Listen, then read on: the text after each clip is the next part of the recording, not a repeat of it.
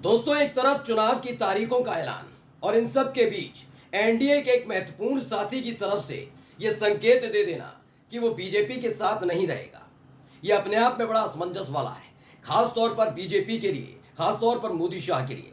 आज मैं आपको एक पक्की और सच्ची खबर दिखाने जा रहा हूं। ये पक्की खबर ऐसे वक्त में आई है जब चुनाव आयोग ने 3 राज्यों में विधानसभा चुनाव की तारीखों का ऐलान करना शुरू कर दिया और उसी बीच एक खबर निकल कर आई।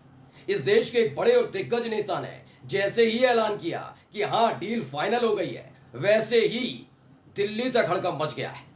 यानी वो डील अगर फाइनल हुई तो एनडीए का एक बड़ा साथी उनको साथ छोड़कर चला जाएगा और ये कहीं और नहीं, महाराष्ट्र में होने जा रहा है। नमस्कार, मैं हूं प्रज्वल गौतम और आप देख रहे हैं टाइम्स एक्सप्रेस। 3 राज्य, झारखंड, हरियाणा और महाराष्ट्र।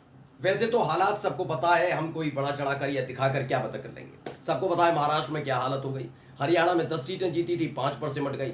यही नहीं, झारखंड में तो हालत और भी ज्यादा खराब है, क्योंकि एक संदेश हेमंत सोरेन की गिरफ्तारी के बाद गया है कि आदिवासी मुख्यमंत्री को गिरफ्तार कराने की बात बीजेपी की तरफ से की गई थी। यानी आदिवासियों का अपमान का मुद्दा लगातार झारखंड के अंदर उठ रहा है। आपको याद होगा जब गिरफ्तार हुए थे हेमंत सोरेन और उसके बाद बाकायदा आदिवासी समाज की तरफ से प्रदर्शन हो रहे थे, बहुत सारी चीजें थी।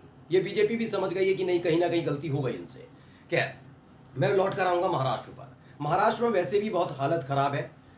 जो पहले ही आपको मालूम होगा, महाराष्ट्र नवनिर्माण सेना यानी राज ठाकरे की पार्टी की तरफ से साफ कह दिया गया कि वो अकेले अपने दम पर पूरे महाराष्ट्र में चुनाव लड़ेगी। इससे पहले वो एनडीए का समर्थन कर रही थी, बाहर से, अंदर से नहीं, बाहर से खड़े होकर समर्थन किया जा रहा था राज ठाकरे की तरफ से। लेकिन उन्होंने कहा नहीं, इस बार हम अकेले चुनाव लड़ेंगे। यानी एक बड़ा झटका पहले ही लगा।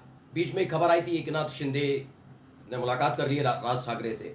यह माना जा रहा था कि वो दोनों अपने अलग करके लड़ सकते हैं। लेकिन अब जो खबर है वो है अजित पवार से जुड़ी। पहले खबर देखिए, एबीपी न्यूज ने खबर छापी, शरद पवार से फिर हाथ मिलाएंगे अजित पवार। महाराष्ट्र चुनाव से पहले एनसीपी प्रमुख का बड़ा बयान। मैं हमेशा आपसे कहता हूं कि क्या होता है ना कि अति उत्साह में कार्यकर्ता हूं, प्रवक्ता हूं, कोई कुछ भी बयान दे जाता है, लेकिन तब तक इंतजार लोगों को करना चाहिए जब तक उस पार्टी का कोई जिम्मेदार बड़ा नेता या फिर राष्ट्रीय अध्यक्ष बयान न देते। जैसे मैंने कई बार आरजेडी के नेताओं को भी देखा, वो भी बोल जाते हैं, लेकिन सबसे महत्वपूर्ण बात थी लालू प्रसाद यादव का बयान, जिन्होंने कहा था कि अगस्त के महीने में एक भूचाल आएगा और बिहार और केंद्र की सरकार भरभरा कर गिर जाएगी। मैं उनके बयान को थोड़ा वेटेज दूंगा। ऐसे अब तक आपने एनसीपी प्रमुख शरद पवार का सिर्फ एक बयान सुना होगा, जिस बयान में उन्होंने संकेत दिए थे कि हाँ, कुछ ऐसे नेता हैं, अजित पवार गुट के, एकनाथ शिंदे गुट के, जो उनकी अपनी अपनी पार्टियों के संपर्क में है, पुरानी पार्टियों की। इसलिए अब दूसरी बार जब उनका बयान आया है, इसने सियासी गलियारे को हिलाकर रख दिया, क्योंकि एक तरफ चुनाव की तारीखों का ऐलान और दूसरी तरफ ये सब हो रहा है। खबर क्या है पहले पढ़कर बता देता हूं। इसमें लिखा है, महाराष्ट्र विधानसभा चुनाव से पहले राज्य की सियासत गर्माती जा रही है। नेताओं के दल बदलने के बीच कयासों के दौर जारी हैं। इस बीच सबसे बड़ा सवाल सभी के मन में यह है कि क्या एनसीपी मुखिया अजित पवार के महाराष्ट्र चुनाव से पहले एक बार फिर अपने चाचा से हाथ मिला लेंगे या नहीं। ये कहा जा रहा है कि क्या ये हाथ मिला लेंगे या नहीं, क्योंकि देखिए मैं बताता हूं क्या क्या हुआ था। अभी जब चुनाव परिणाम आया 4 जून को, उसके बाद भैया शपथ वपथ चल रही थी। पहले तो तभी सत्ते में आ गए थे अजित पवार की, उन्होंने कहा ये क्या हो गया, सिर्फ एक सांसद। उसके बाद जब चुनाव जीतने के बाद शपथ हुआ तो पता लगा कि अजित पवार गुट के जो सांसद है उनको सिर्फ राज्य मंत्री बनाया जा रहा है, जिसमें उन्होंने कहा नहीं, हमें नहीं बनना, हमें कैबिनेट मंत्री पद चाहिए। अब जब जीतन राम मांझी को दे सकते तो हमें भी दीजिए, ये अजित पवार की तरफ से कहा गया। लेकिन वहां नहीं दिया गया तो वो बाहर से समर्थन कर रहे हैं, वो सरकार में शामिल नहीं है। पहले दूसरी बात। तीसरा, छगन भुजबल से लेकर तमाम बड़े नेता जो अजित पवार गुट के हैं वो मुलाकात कर चुके हैं, तो सुप्रिया सुले से, जिसकी तस्वीरें भी आ गई, शरद पवार से भी मुलाकात कर चुके हैं।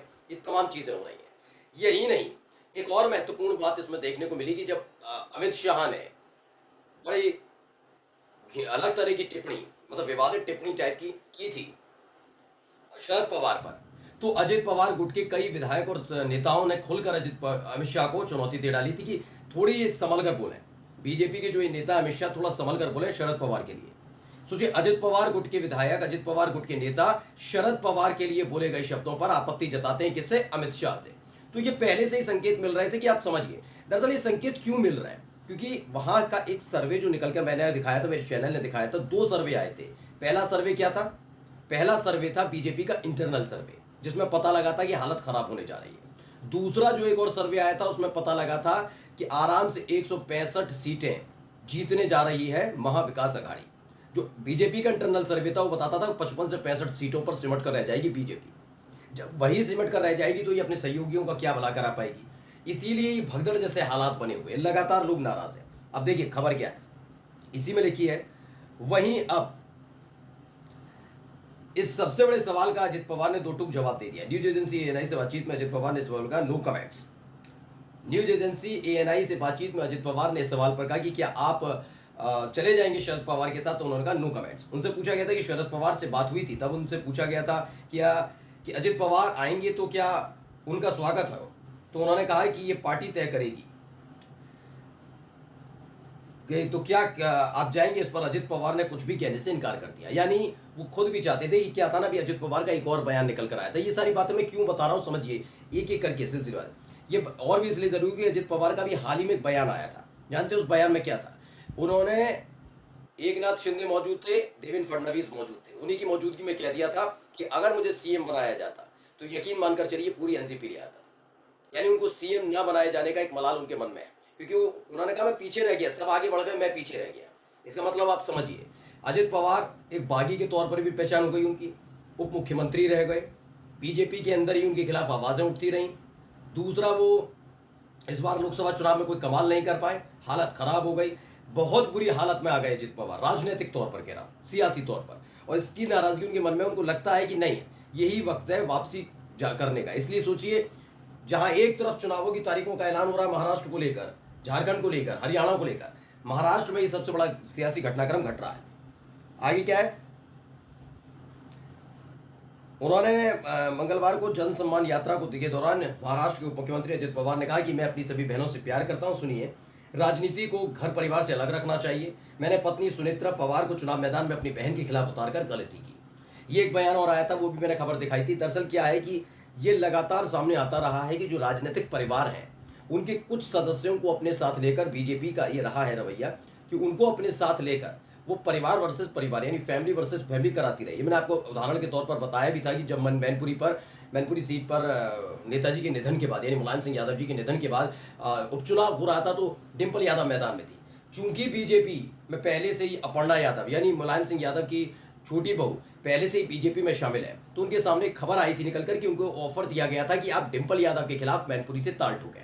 लेकिन खबर थी कि साफ साफ तौर पर मना कर दिया था कि राजनीति अलग है, लेकिन मैं परिवार के खिलाफ कुछ नहीं करूंगी, वो भी एक ऐसी सीट पर जो नेताजी से जुड़ी हुई है।